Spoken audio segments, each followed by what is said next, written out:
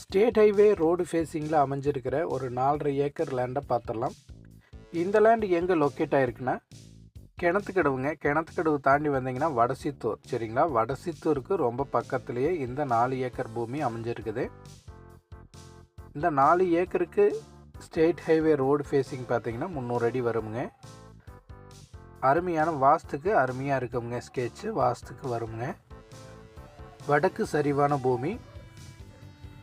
உங்களுக்கு பிஏபி பாசன வசதியோடு இந்த பூமி அமைஞ்சிருக்குது. பிஏபி பாசன வசதி இந்த பூமிக்கு இருக்குது.